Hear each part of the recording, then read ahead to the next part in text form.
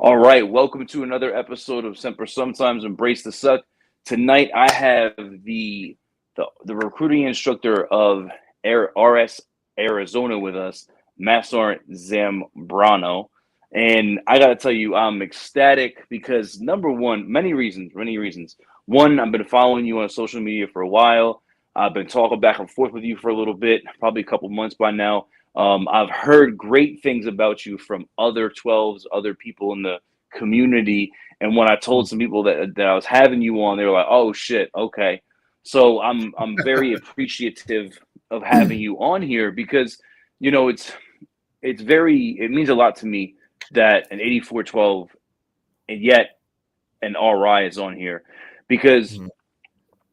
the whole purpose behind this, right, is just to create a conducive environment where people can come on and talk about, hey, this is what's going on with recruiting duty, and how can we make it better. And the reason why I started this was just because I didn't see. I don't want to say there was a lack, but I just felt like there was a lack of communication between MICRIC and not from like higher headquarters or anything like that, but the Mhm. recruiter side of the house. Things are working in Arizona that could be working in New Jersey, but we don't know because we don't speak. No, So yeah, for absolutely. me, it was like, you know what? If there's these TTPs that are working, if there's these different things that are happening across the Marine Corps, why are we not talking more about it? Hey, or maybe, hey, COVID happened and you're feeling this, but we haven't felt that yet. Mhm. Why are we not? And maybe these conversations are happening, but not in the scope of the recruiter, the station commander, and those Marines that are down there, right? So that's why I created the podcast, was to get Okay. more talk out there, to get more people cross pollinating. And to be honest, I've gotten a lot of good feedback. I've had a lot of Marines reach out to me and say thank you for it. So the topic of discussion that I really wanted to talk to you about, Matt Soren, it was the pool. Okay. But before we even get into that, please introduce yourself. Thank you again for coming on, and I Yeah. appreciate the time. Hey, my brother, I appreciate you. I've been following you likewise on social media, and to be on Semper sometimes right now, hey man, it's been something I've been like putting on the calendar. When's it gonna be my turn? When's it gonna give me an opportunity to talk to him? Share some game, things like that. So number one, I appreciate you, and I really do find it very humbling at with yourself, the fact that you've allowed other Marines, sergeants, majors. I've seen you have different leadership on here. I saw you with, at Staff Sergeant Cabrera right now this morning, talking from Yeah. Jacksonville, spitting some Yep. things Yep. out there. So, number one, I just want you to know you're doing a fantastic job out there. I love listening to your podcast. It's very nice to see, and more so, it's very great to see someone who was on recruiting duty wanting to get the truth and the realness out there, because lo and behold, honestly, recruiting duty is relentless. And that's one of the Yeah. reasons that a lot of people, they have so much, if you want to call it like anger, frustration, whatever emotion you want to tie to it. It's just a relentless business. And therefore, it taxes a lot of people. So yeah, number one, I am the recruiting instructor out in Arizona. I'm with RS Phoenix. You know, never say die for me, the Valley of the Rising Sun, and that's what I intend to do out here when I'm with my Marines. We're out here grinding, out there winning the hearts and minds of the people. But I really like what you're bringing up as far as like the pull. Yeah. Yes, the pool is one of the programs that are either make or break your time on recruiting duty. And Mm. one of the major things that's contributed to a lot of the issues with the pool, number one, back in my time when I came up, when I went through BRC in '07, it was called PSS, Professional Selling Yes. Skills, and it was, Hmm. service after the sale. Now it's called maintaining commitment. And so the biggest challenge right now for maintaining commitment with an applicant, believe it or not, it's no different than what it was back in '07. The Yeah. moment you help that first young man or woman say yes and take that no to yes or maybe to yes, and then you get them into the depth, a lot of people are having challenges with maintaining commitment because they roll on to the next one. The Yeah. only thing that's really ever happened when COVID was around, and it was that it put time and distance into the fact of how often you could see that person. And Yeah. everybody had to think outside the box when they wanted to develop maintain, motivate, lead, inspire their police, because everybody had to be separate.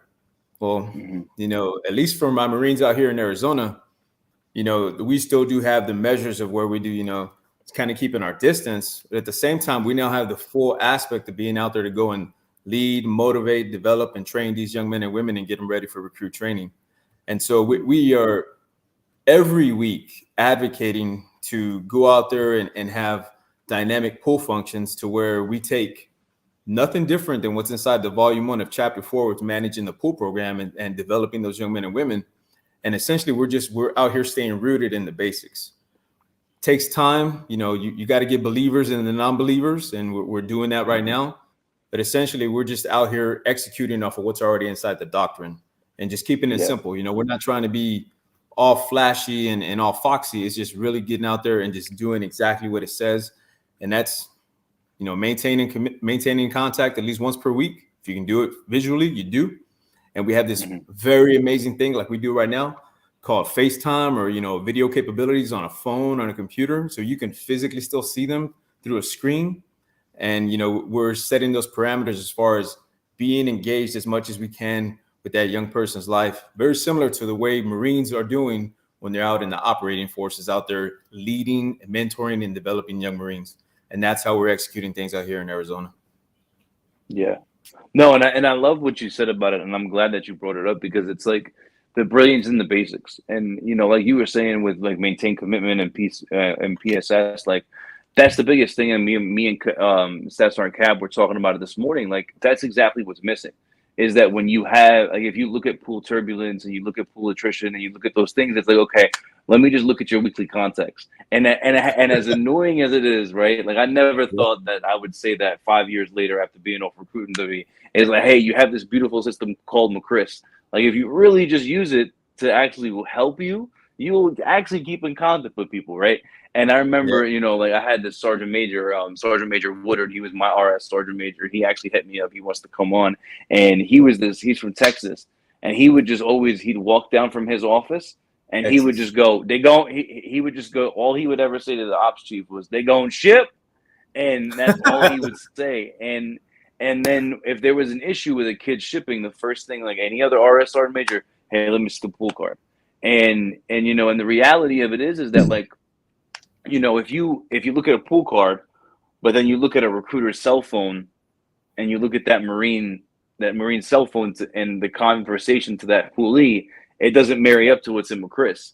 And it's like, bro, if you just did that, because like, oh, I'm having these conversations, but you're not showing it in the system, right? And it's not even, and like I was saying to somebody else the other day, it's not even to hold that recruiter accountable. It's also just like, if God forbid something happened to you or you PCS'd, okay, well, now I have to know, how do I deal with this poolee? What has been happening in this poolee's life while you dealt with him? Because now I gotta, of course, I'm going to build rapport, but I have to pick up this relationship.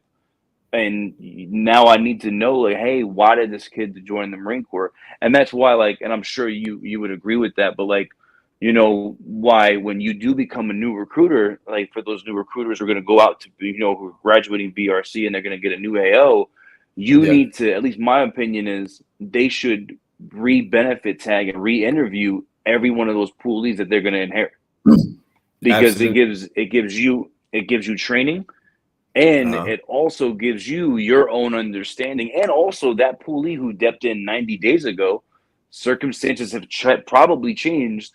And now you may find something that original recruiter never found. Like, is that like, what are your thoughts on that? No, I agree with you. I'm gonna tell you, I remember being a brand new canvassing recruiter and, getting on those, what we used to call orphan poolees, and that word still flows around. They're like, oh, well, so-and-so had him and he's gone now. And the pool transfer is key in these situations. And are they taking place every time?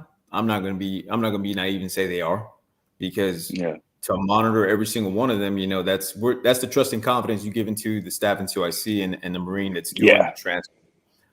What I can tell you though is that you're absolutely right. The ability to just document and give yourself credit for establishing that relationship for every new Marine that comes out from from BRC and you get to your RSS, the first thing you want to do is you want to demonstrate to that young man and young woman that you're there for them.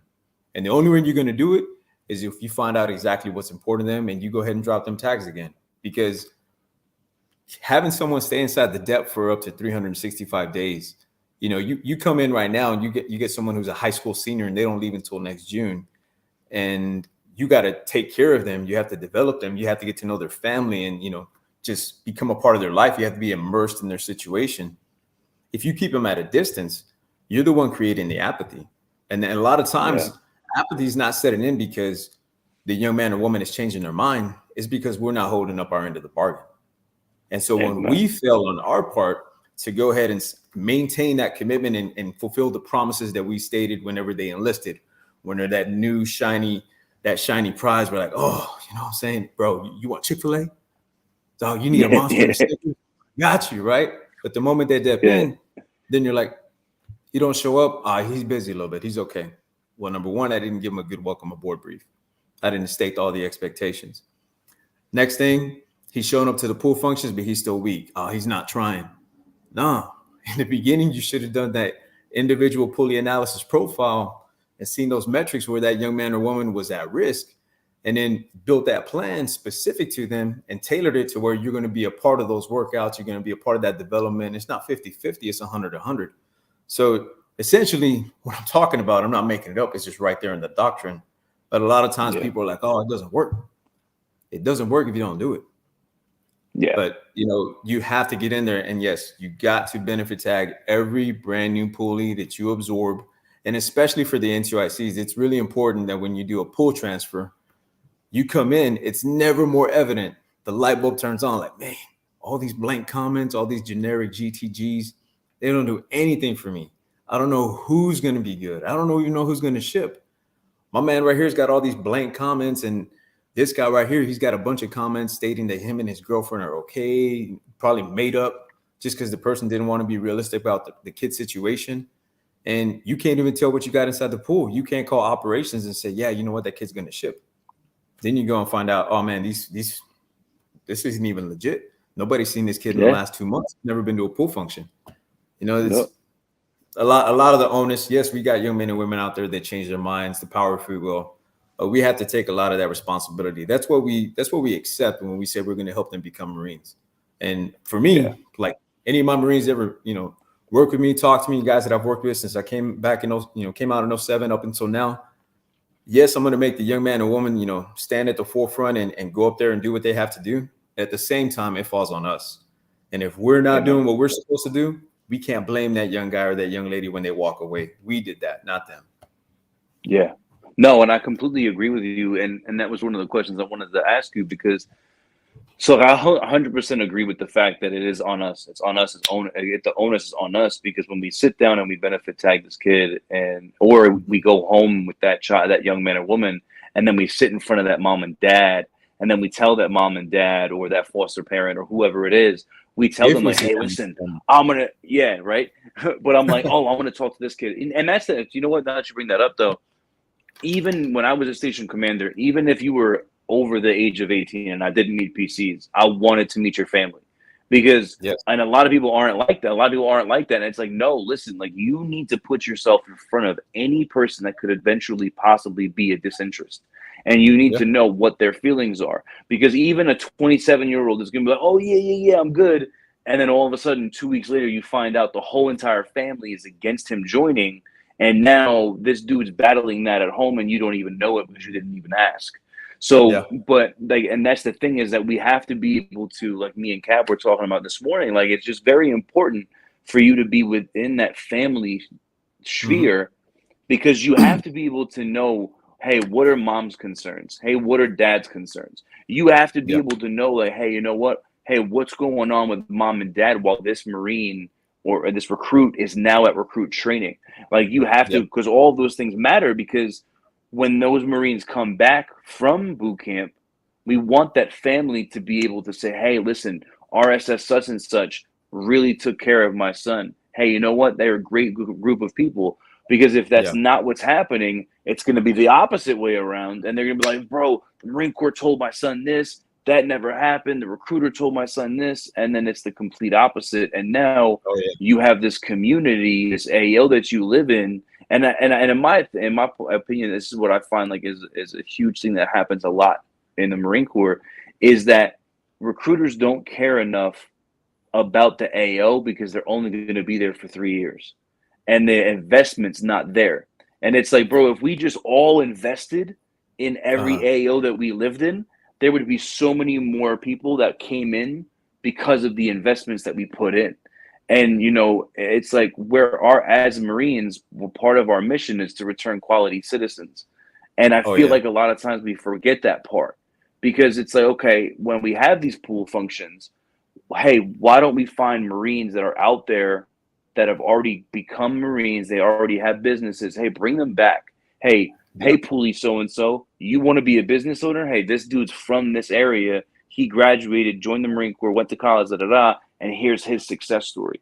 And it's Oh yeah. organic to you because he's from your area. He graduated the same high school. So I think like Oh, that's involving the community in the pool functions is a huge deal too. you know, when I was in Texas, and you know, this is one of them when I was in Texas stories, because I first started out at recruiting station Dallas, and you know, just so everybody knows, I was an EADer when I came on recruiting duty. I originally enlisted in 2000, got out in 2004, came back in through prior service recruiting. You know, good old PSR, they took care of me, got me on the Rec Aid program after I did some time with the INI, and then I went out there and did the EAD in Dallas. And one of the best things when I was looking to come back on active duty, but I was facilitating my career through EAD, you know, I went back to my RS where I was from. I didn't go back to my hometown. The best thing about going back to where I was from, at least the RS, is that I was familiar with the metro and familiar with, you know, the historic things around the area. When I went into small town USA out in East Texas, and then even some of the smaller communities in the metro, yeah, I didn't tell my family when I enlisted. So I admire all these young guys and ladies who allow us to meet with their parents. Okay, you know, I remember I went on a Friday, joined on a Saturday processing. I was like quiet, right? So I'm saying all that because I remember talking to my mom, and I asked her, I was like, hey, you know, if there's anything I can do for all these young men and women that I'm going to meet out here while I'm doing this assignment for the Marine Corps, what should I do? And my mom, you know, love her, you know, rest in peace, mom. She flat out told me, hey, don't treat them like you did me. Make sure you keep the families involved. And I went into this community in Wiley, Texas, and I wasn't trying to be the perfect guy. I wasn't trying to be the perfect Marine. I was just trying to be authentic and genuine. That's all I knew how to do.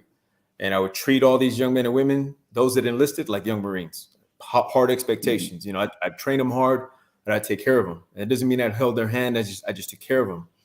But I treated them like they were my family, and their parents saw that. And when they saw it, they then would go out there and spread the word, and they would, you know, speak the gospel of the Marine Corps. And when you do that, especially as a new recruiter, when you go into an AO, by all means, I know we got some Marines out here that they just flat out just don't care. But then we got some bright spots. We got Marines out there that are killing it, killing the game. You know, they're just out here social media wise. I mean, you name it, they're just being monsters in their AO. But for me, when the light bulb clicked, when I started getting the families involved, you know, parents were out there having like little coffee meetings, and the parents were talking to the parents. All I would do is make a phone call like, hey, how are you doing, sir? You know, I just want you to know so-and-so is looking to enlist in the Marines. His mom and dad are on the fence. If you don't mind, would you please at least reach out to them? Because I know you all live in the same area. I'd like to give them your number and have them reach out to you so that they don't just hear it from me, because they're going to either like, believe, or trust me. Maybe not all three. Yeah. With you, you're more, you know, you're not in the Marine Corps, but you can speak on how I approached you and your family and work with your son. Oh, yes, sir. No problem. And when they did that, they sold the Marine Corps better than I ever could. Amen. But it's because I cared enough to get them involved, and I cared enough to make sure I took the time just to put the work in, so that whenever anybody would walk around there and talk about the Marine Corps, they said, hey, you know what? The Marines aren't that bad. They're actually pretty good. Yeah. So, yeah, you have to get the families involved. No, I definitely 100% agree with you. And it's awesome you sharing that. And thank you for sharing that. And, you know, what your mother said, and God rest her soul. And that's the thing is that, like, you know, for instance, myself, same thing happened with me. You know, I had a recruiter who kid was really not on board at all. And Mhm. we had this woman, we called her Mama Nelms. She was this woman lived in Howell, New Jersey. It's where she lives like 5 minutes from where I live. Okay. And she was one of the very first people I helped put her son in the Marine Corps. So I met her son. He was a rising senior, and I started talking to her son as a junior, mid junior year, and started talking to him. Met with mom. Like, we knew, like, hey, as soon as they say I can write a junior, like, this young man's joining. She had us over. She had me and my family over for dinner. Like, we got peace. Like, everything was ready to go. And Yeah. when he became a senior, he was the guide. He was killing the pool program. And then all of a sudden, he had friends that now wanted to join. In the school, we never got anybody to join at the school. And a lot of the times it was the parents that were just not about it. Oh yeah. Mama Nelms, what she did was, lo and behold, she invited all the mothers from the neighborhood over. Uh-huh. And she did not tell them anything. She's like, oh, hey, let's have dinner. Like, get all the women together. Like, let's have dinner. The husbands, they'll have beer, you know, in the backyard, and the moms will come have dinner. And she literally set it up. And she was like, yeah, so, Quinn's joining the Marine Corps. And all the moms were like, yeah, you know, Chase has been talking about it. So and so has been talking about it. And I just don't know how I feel about it. And she was like, oh, the Marine Corps recruiter, great guy. Had him and his family over. You know, he's been helping us out for the past year and a half. And they were like, wait a minute, so you don't feel like he's pushy or anything like that? They're like, no, he's helping us out. He's taking care of our son. Our son's grades have gotten better. Our son's this has gotten better. So she's literally telling them all about our program, the pool program, and she starts telling them about how all this stuff. Next thing you know, like, my recruiter ends up getting 5 people within like the next 2 to 3 weeks, Oh all yeah. processed. They're all still friends. They're all still in the Marine Corps. They're all like, now this high school that only usually had like 1 or 2 a year. That year we Mhm. had like 7 or 8, Dang. and it was all because of Mama Nelms. It was all Yeah. because of, like, Mama Nelms knew everybody, and that's what I always tried to tell because like you were saying, when you get that station commander who now is, you're absorbing these people.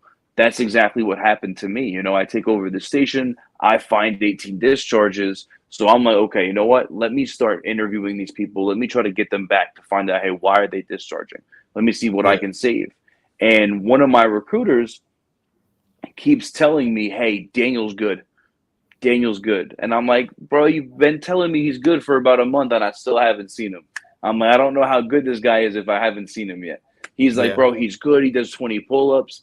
He's like, yo, he's good, staff sergeant. He does 20 pull-ups. His ISTs, da da da. I'm like, bro, that's great, but I gotta meet Daniel. And he was just like, all right, fine. So Daniel comes walking in with his dad, and his dad's like all about it. His dad's this Indian dude. His mustache, bro. This guy had the best mustache, hands down. His mustache went from here and then up to here and then twirled. It was the sickest Oh. beard I've ever seen in my life. But this dude's, so the Daniel is talking about, so I'm like, hey man, I've been here for about a month and I'm just now meeting you. I'm like, you know, we have weekly meetings that you're supposed to attend. And the dad looks at him and goes, what, Daniel? He goes, you're supposed to be here every week? And he's like, yes, dad. And the dad starts flipping out. He said, well, why haven't you been here every week? Uh-huh. He's like, so the dad now is mad that he hasn't been Mhm. up to his bargain.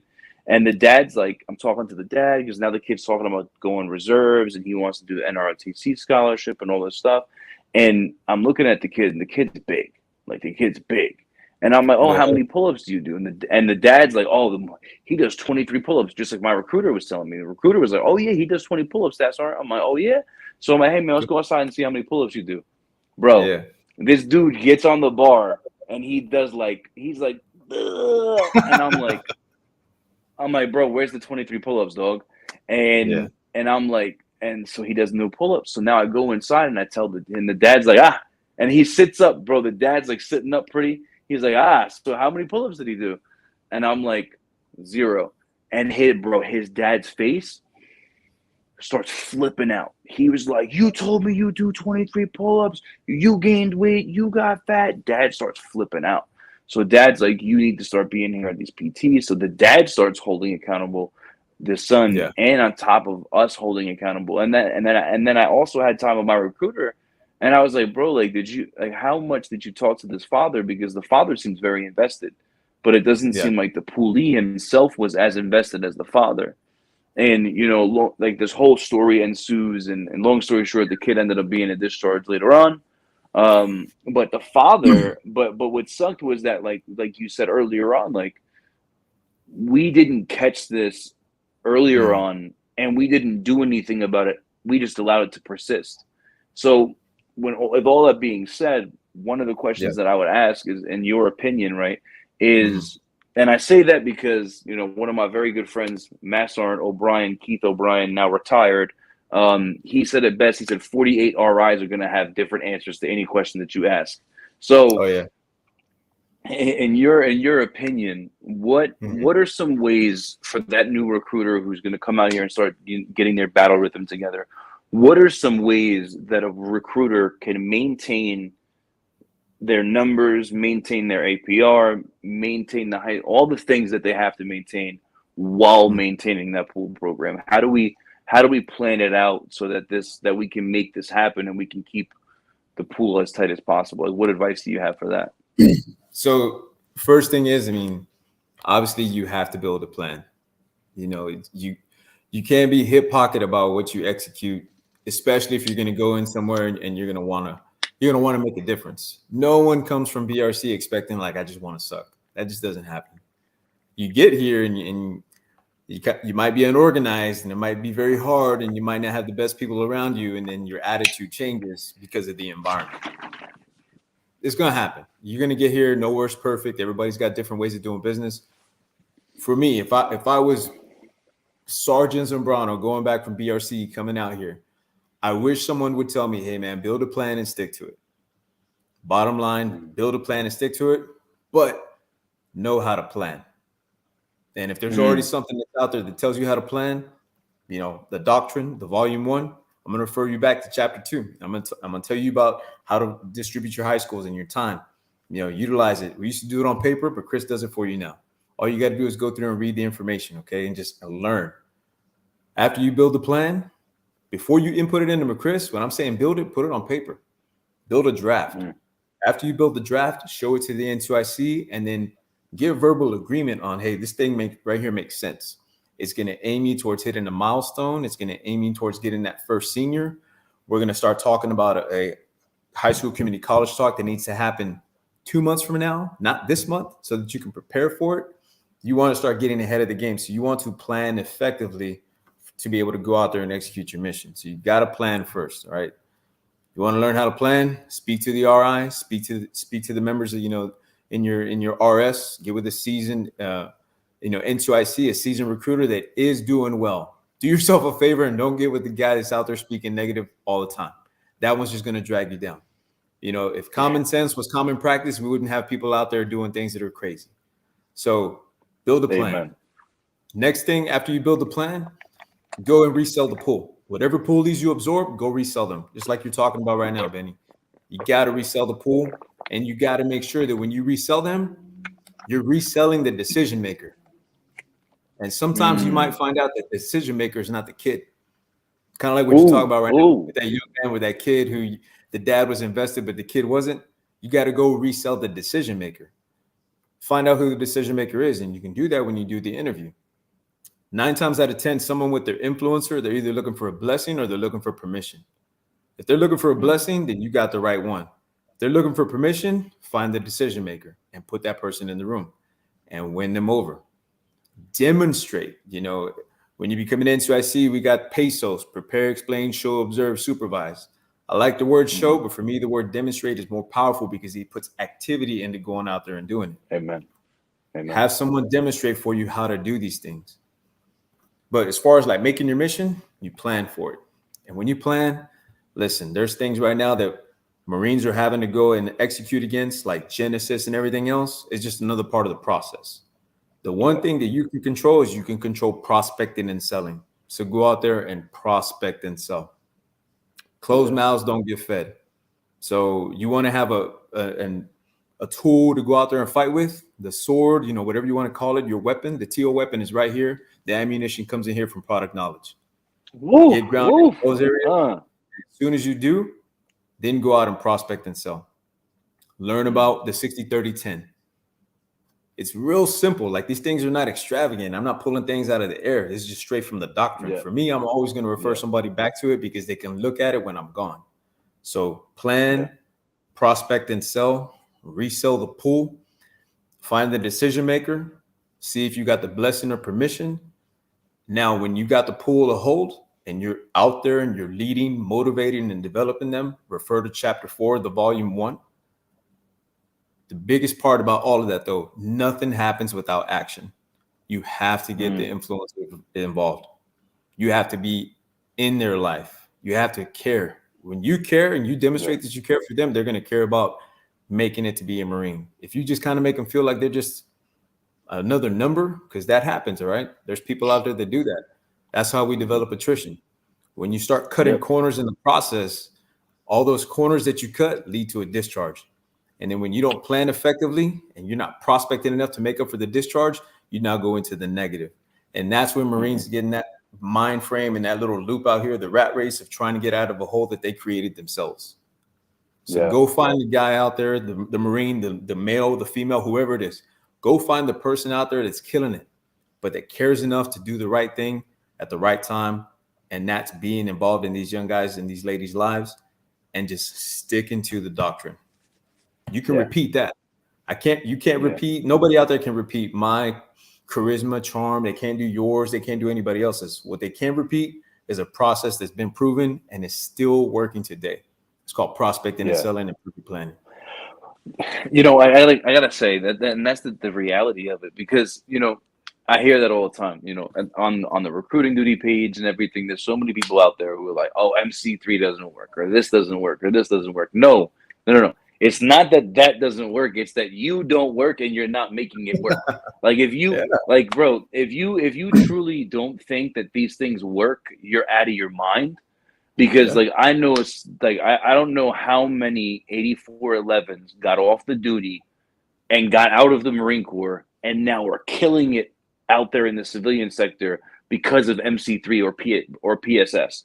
Like, people literally took those sales tools and they went and changed their entire livelihoods based off of these two things that they learned while on Marine Corps recruiting duty. And someone like yourself, who's been doing this for since 07, like Master Guns Pat as well, he's about to retire at 30 years, and he's been doing the same thing for, I don't know when the heck he got on recruiting duty, but that's the thing about it. Like, and the fact that you keep referring back to the doctrine, it just shows, number one, that the proof is in the pudding. And like you said, it just, if we actually take care of the Marine and we take care of the family and we take care of the people, it's all going to come back to fruition. Because something that I hear a lot, especially in today's day and age, is, a lot of people are like, hey, these other branches of military don't have this, or like these other branches of military are offering all these different things. And I'm like, okay, great. I agree.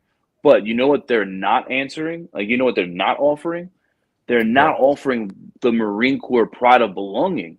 Like, what we have when we care about our community and we care about our Marines, other branches will never touch that, and they'll never. And people say all the time, they're like, you're still selling pride of belonging since 1775. And it's like, because it's a real thing. It's a real thing. Like, if you truly care about these influencers, like you said, if you go and you find that decision maker, then when that kid starts backsliding, that mother is going to walk in there with a chancleta, and she's going to be like, hey, motherfucker, you're not backing out because you said yes. I don't give a damn what you do. You can hate your life for the next 4 years, but you said yes, and our family isn't doing that. And I've had that happen. And that's the thing, is that you have to get the buy-in from the whole family. You have to get the buy-in from the counselors at the school. You have to get the buy-in from the principals and stuff like that. And that, so the high school that I graduated from, I was an EADer as well. And I ended up becoming a recruiter in my high school. Yeah, right. EAD fam. So I ended up becoming a recruiter at my high school. So, Yeah. and I was a really shitty high school senior. Like I was a really shithead. I was a huge shithead. So when I became a Marine Corps recruiter and then I became a station commander, Hmm. all of my teachers and the principal were still there. So when they Yeah. met me now 10 years later and they saw what the Marine Corps had done for me in my life, I could do anything I wanted in that school. I could have an entire auditorium of high school seniors and I could talk to whoever I wanted to, and I could do anything. And one day I was in the lunchroom and the assistant principal came up to me and he was like, "Hey Doug." I was like, "What's going on?" Mr. whatever his name was. And he was like, "I have a question for you." I was like, "What's up, man?" He was like, "You have like at this point we had 14 seniors that year from this school." And I was, and I was like, "What's going on?" And he was like, "Bro, you guys have the most seniors out of all the other branches." And he was like, "But I have a problem." And I was like, "Okay." I was like, "What's the problem?" He was like, "I have a lot of parents that their children are joining the Air Force, the Army, the Navy, and they haven't made any changes." And I was like, "What are you talking about?" He was like, Tell "Well, me they're more. not physically better. They're not any more disciplined." And he was Yeah. like, "But your 14 kids," he was like, "we've seen changes in their grades, their attendance." He was like, "All of this stuff." He was like, "Your 14 are very different than all the other people that are joining these other branches." And he was like, "So Mhm. the families," apparently this conversation came up at a PTA meeting, and they were like, "Well, the families asked me if you would let those kids come to your pool E functions." And I was Oh like, yeah. "No." I I would was say like, leave "Well," that so I first. Yeah, said, yeah. so hold on. Yeah. So I said no. And I said to him, and he was like, "Well, why?" And I said, "Sir, if you bought a car from Nissan and it broke down and you called Mhm. Lexus, are they going to fix it?" He's like, "No, because I didn't buy it from them." I was like, "Exactly." I was like, "Now listen." And I was like, "And it's also bad business." I was like, Yeah. "Those young men and women have already made a decision. I don't want to come in between that." And they made a decision for whatever reason. I was like, "Now, if those parents want to call me and they want to have another discussion and we can talk about, what matters to them and all this stuff," he was like, "Yeah, definitely." He ended up having those teachers come to the school so that I could come to the auditorium. I could come and meet with those parents. So then we were able to talk to the parents about the pool program and what the pool program was and what it was doing, because Yeah. the other branches, they had one, but it was non-existent. Like the Air Mm. Force, they met and they did whatever in their little room and they didn't really do anything. And then the Army, they did like some kind of PT test, but they didn't do what we were doing, because Yeah. we were having sit them, kind of like when you do McMap and how you do the tie-ins. That's what we Yeah. were doing with our pool functions. And we were doing tie-ins at every pool function, and then we were talking about a different benefit tag or whatever. Or I would have local Marines come and talk to the Marines or the poolies or whoever was out in town or whoever was back, or reservists that were out there doing great things. So like we were making it like, hey, this is a family and this is what goes on. So that it got so big that the community and the high schools ended up finding out what we were doing. And then they were like, "Hey, why is the other branch not doing this?"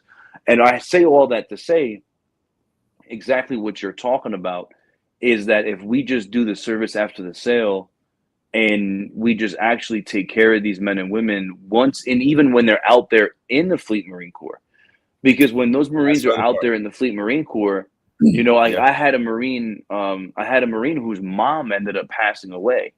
And the craziest thing about it was, before she passed away, when I was doing paperwork with her the day we were getting PCs, I found out that she actually was best friends with my sister-in-law. They Wow. worked in the same school on Staten Island, and we found out that they've known each other for like 15 or 20 years. They worked together, they were colleagues. And then, long story short, she ended up passing away. And it was like I saw the Marine that day in town, and he was like, "Yeah, my mom passed away. I'm sorry I didn't call you." Because I was like, "Bro, why didn't you tell me? Like I would have, whatever I could have done to help you out." And he Yeah. was like, "Well, this funeral's tonight." So I made sure I was there in my blues, and and the whole family was like, "Thank you so much." Like the Mhm. community was like, hey, thank you for being here. The principal was there. All these people were there, and they were like, you're still connecting with these young men and women even after they're out of the Marine Corps, or even after they've gone on to the fleet, but their family's still here. And Yeah. and that was the thing about it. It was like, that's my way of saying, hey, like, that's what you're supposed to do, because that's what we talk about doing. Like, Yeah. No, it's it's it's crazy and because it's so simple, but it's so refined. well, yeah, no, and I was alluding to it earlier. Nobody cares about what you know until they know you care about them, right? And so Hmm.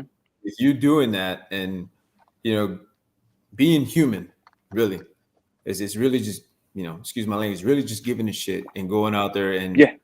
just realizing like, hey, you know what? I'm still a part of your life, brother. Just because you went out there and you earned the title, that was a part of the process. That's what you were supposed to do.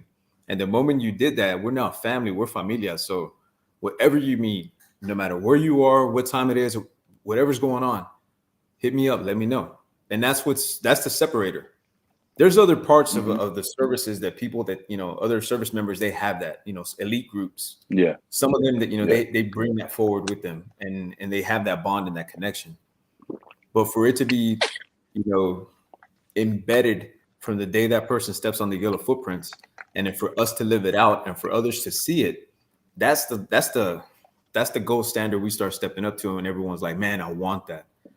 Like, we'd always say, hey, does everybody want to be a Marine? And people are like, I don't think so. Yeah, they do, man. They just don't know yet because you haven't tapped into it. If Yeah. everyone Yeah. knew what we're about, and just really understood where we come from, why we hand out 11 benefit tags, right? For the enlisted, more for the officer, but we're talking about enlisted right now. Why we do that, why we stretch the conversation to tangibles and intangibles, why we're out there, searching for needs, motivators, priority needs, why we're really to uncover whether or not we're helping you enlist because of your circumstances, your feelings, or your goals. Every time we help somebody enlist for their feelings, the moment they feel different, they change. Every time we help someone because of their circumstance, when they gets better or worse in 90 days, they change. But the moment we Mm. stretch someone into finding out their goals and we hone in on that, and we're a part of that process of developing them and helping them become reality, that's going to last a lifetime. And so Hmm. that's that, in my opinion, right? 48 of us, it doesn't matter. But in my opinion, Yeah. Yeah. when we pull on to Yeah. that one, and that's the string we grab and we yank and we Hmm. anchor in, that lasts forever. And no matter where we Yeah. are, that's why we can have these relationships that stretch beyond the time they graduate and they're already a Marine and they're in the operating forces, and we, invite them to come back and Yeah. CER, or better yet, when they're just home on leave and they go get a haircut and they shave their face just so they can come tell you hello. That's it. Yeah. Be plenty of Bro, I'm times I'm telling sitting you, it's on the it's RSS. So it's plenty of times I'm in the RSS and my Marines would be like, Staff Sergeant, Gunny, what's up? Are you paying these kids? I'm like, dog, I'm not paying these kids. What are you talking about? Swear to God, you're paying them, man. They come back here, they see you, they're in here talking, saying all these good things. I'm like, I'm not paying them, man. I'm just telling you right now that I'm treating them like a Marine. I'm expecting them to grow up and not grow old. Everybody else out here is growing old. There's a lot of 45, 50-year-old grown old people. They never changed their life. They never changed their decisions, and damn sure didn't change the way they approach things. I'm helping them grow up. And because I'm a part of that growing up process, that's why they come back. And when you do it, that's why they're going to come back and see you. And, Yep. that I can tell by the way you're talking about it, you So did the same true. thing, and that's you had those results. Oh, I'm telling you, man. So yeah, because I had this one dude, Reagan, and he actually came by the house over the summer because he was in Hawaii. He was able to come home, what he did, this dude was funny. So I didn't tell him to do this. So he Yeah. came walking in the office. He came walking in the office one day, and he sits there. He's like, yeah. He's like, and so he walks in the office. The door was open, and to the left there was the brochures. So he grabs one. He starts looking at it, and my recruiter immediately stands up. He's like, "Hey, what's going on, big dog?" He's like, "You have to think about being a Marine?" And he's like, "Yeah, I've thought about it." And he's like, "I was just sitting down with the Army." He's like, "Yeah, I don't know." So this dude let him interview him. He went through the whole interview, and he's just like, and I'm sitting in my office. I didn't even know he was in there. So he gets to the committal, and the kid commits. Yeah. And my Marine Durkee is like, hey, Staff Sergeant. I'm like, what's up, man? He's like, hey, I got a young man who wants to be a Marine out here. I was like, oh, okay. So I come out and I'm like, hey, what's going on, brother? I'm like, how are you? Da, da, da. I'm like, so why you want to be a Marine, big dog? And he was like, just to be like you. And he gives me this big ass hug. And now all my recruiters are like, what the fuck is going on? And I'm like, oh, hey, guys, this is Corporal Reagan. And and they were like, yo, you piece of shit. And I was like, yo. But yeah, because that's the thing, though, is that I had this Marine. His name is Matthew Ellis. And this dude, it was the craziest thing because it was the whole entire explanation of community, right? So there was this older man who would always come in and he would drop off donations to us. And he would ask us if we could find anybody in the local area where the donations could go to. So he would leave candy, food supplies, all this different stuff. And then we would find a local charity while we were out ACing and we would just drop it off for him. Because he was an older Marine who had served in the 80s or it's early 70s.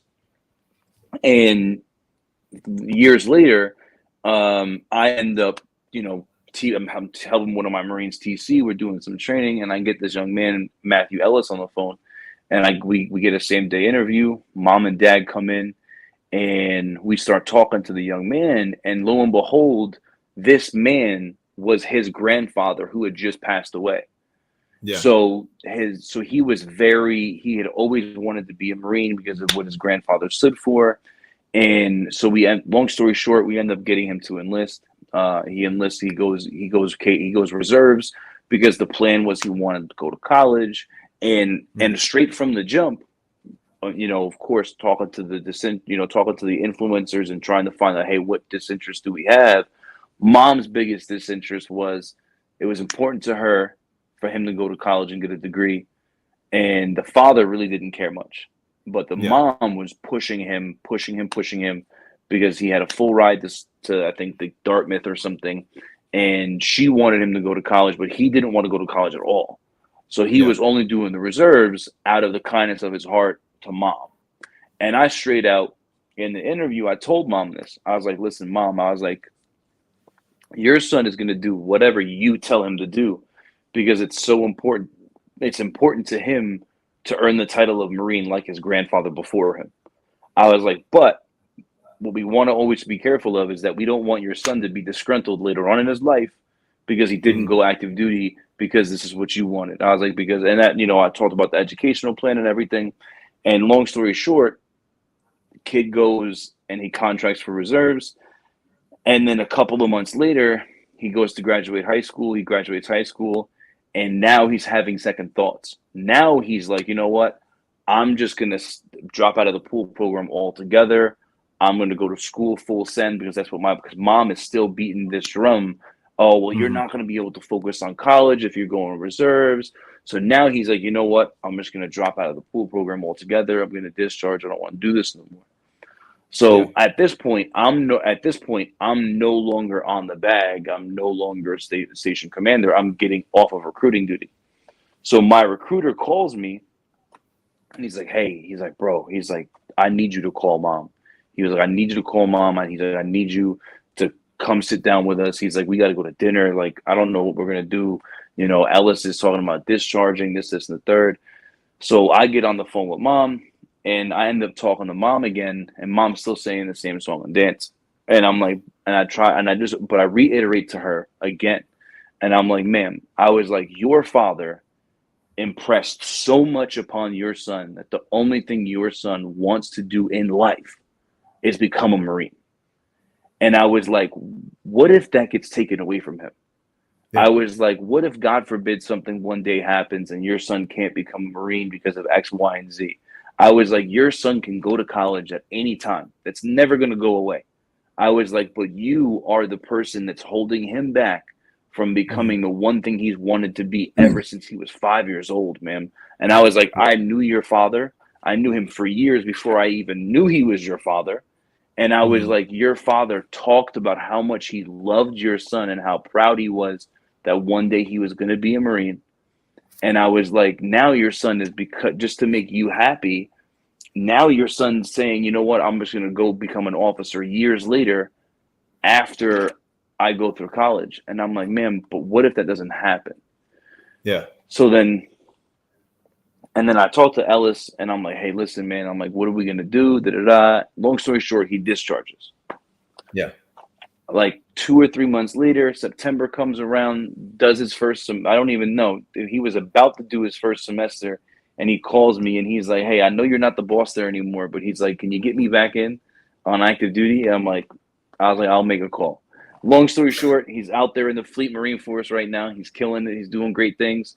But, Yeah. the reason why I share that all is because I don't want to call it the ammunition, but I had built enough rapport with this family that I was Yes. able to have a heart-to-heart conversation with the mother, and I was able to be like, Mom, like, listen, this is what I'm like. We're having this honest exchange of information because I knew what mattered to her.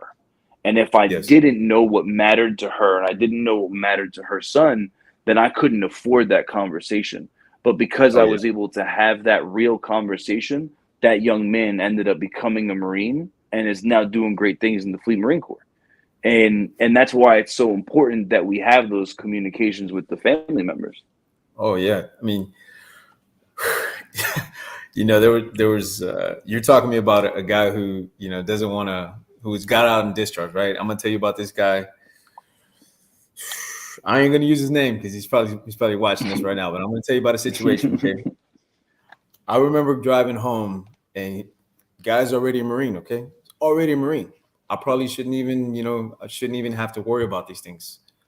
He's a Marine. I'm at home. I just got home, get my wife. We're about to roll out, and I get a call, and it says, Mom. And she's like, hey, so-and-so doesn't want to get on the airplane to freaking go to overseas. He's got orders to Japan. He doesn't want to go. And I was like, well, let me guess, because of his girl. She's like, mm-hmm. I said, all right, let me holler at him. So I hit him up. I'm like, what's up, brother? What you doing? Oh, I just got a question for you. So what's the question, man? Hit me. What will happen if I don't get on the plane and go right now? I'm like, what you talking about, man? It's like, yeah, if I don't get on this plane to go to Japan, what's going to happen to my family? And so, I would say that I used my ability to professionalize the way I talk to people and be tactful. And then that's probably one of the most wasn't tactful. Okay. I just straight up with him, like, listen, man, check this out. You talking about not getting on the plane.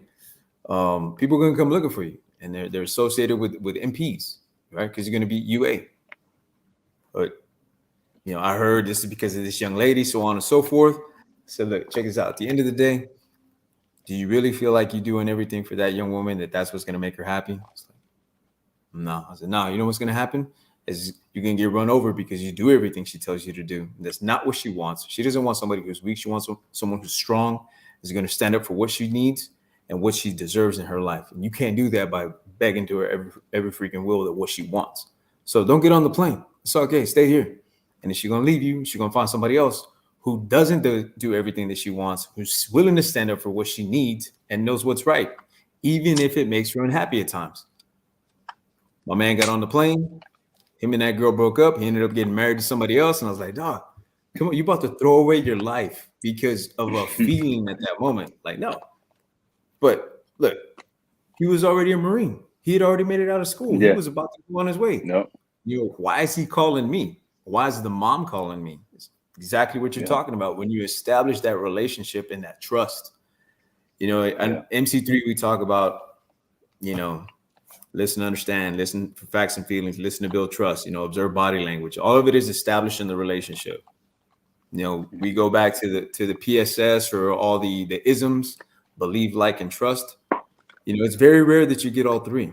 But when you do, you have to make sure that you wisely continue that relationship, because if you don't, it can go to the flip side. They can put the blame on you.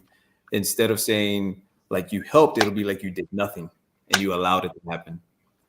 And so, I'm not like I want to say his name, but I'm not going to say it because the story's a lot better than the way it went down. But every connection that I ever made or my Marines have made, and as I'm witnessing my Marines right now in Arizona, one of them I'm going to give a shout out to tonight. And his name is Benny Cornell. All right. And this young man, like when it comes to a bright spot inside of Phoenix, this young man right now who's recently selected for staff sergeant, and I'm so happy for him. He's out here killing the game. Killing the game even when there was the COVID. Killing the game even though there's this thing called Genesis. Killing it, right? It doesn't matter what obstacles in his way. He's still getting past the obstacle. Why? Because he's putting in the work. And because he's putting in the work, he's winning the hearts and minds of people in that area of Arizona and Glendale. And I'm going to tell you, when I see guys like him continue to do that, I know that anybody, no matter what's happening out there, are we all going to have challenges? 100%. Are we going to have obstacles? You're always going to get one.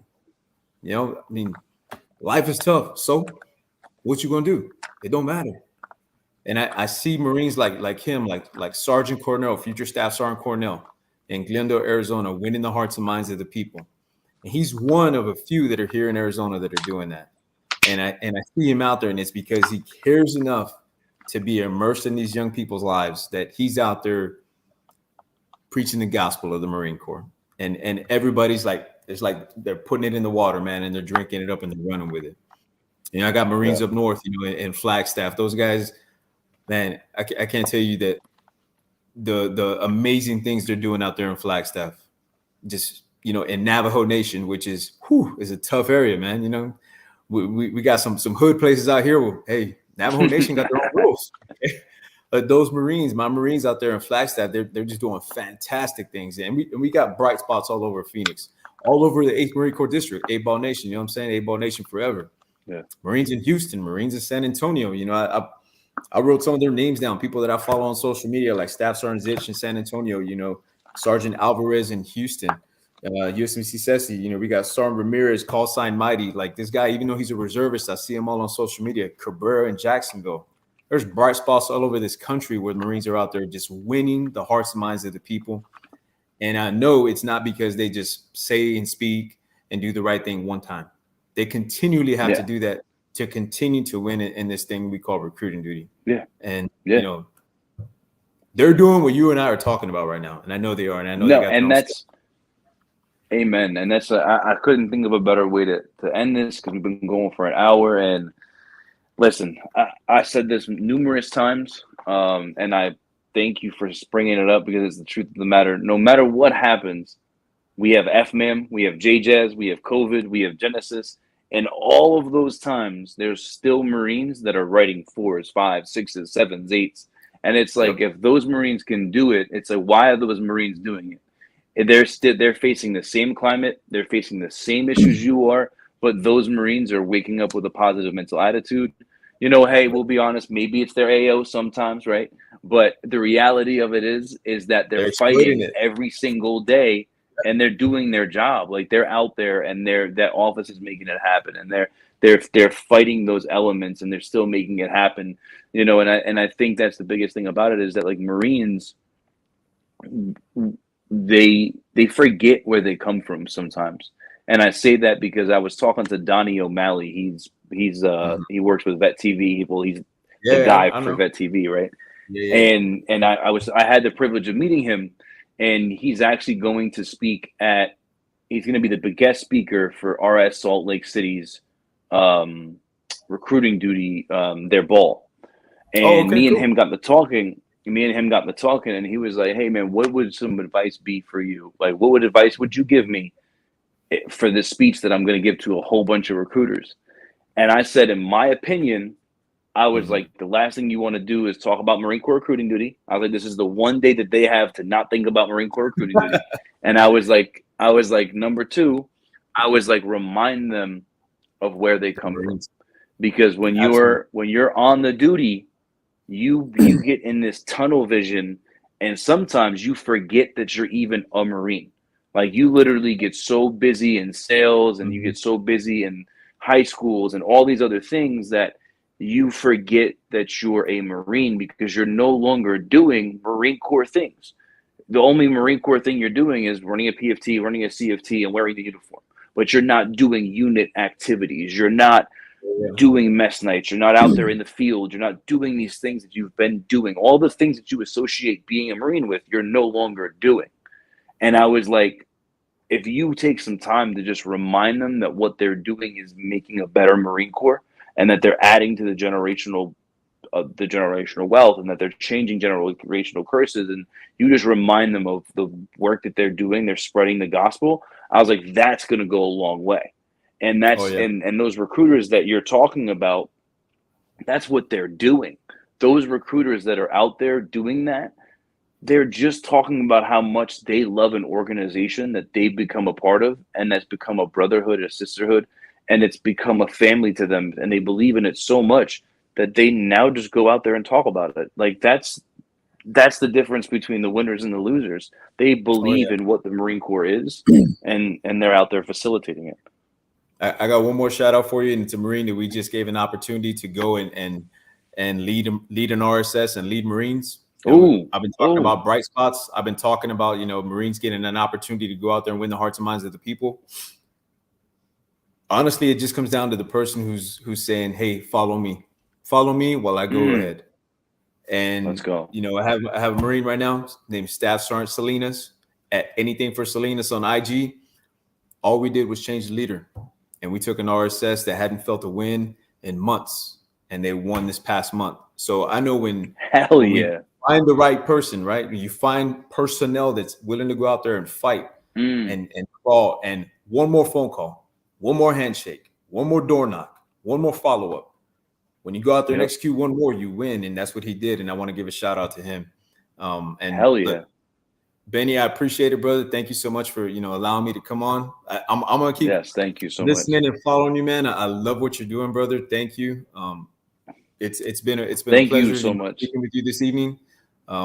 Yes, bro, keep doing these podcasts, bro, because I know that there's somebody out there, and we're not going to reach everyone. You're going to reach one person, but if one person takes anything from here, find a decision maker, look past the blessing and the permission, go out there and win the hearts and minds of the people. Amen. Well, I couldn't thank you more than enough. I appreciate the hell out of it, and this is not going to be the last episode. I got a whole bunch more that I can pick your brain about. But thank you so much. Thanks for everything that you guys are doing out there, and have a good rest of the night. All right. All right, brother. You too. Stay blessed. You too.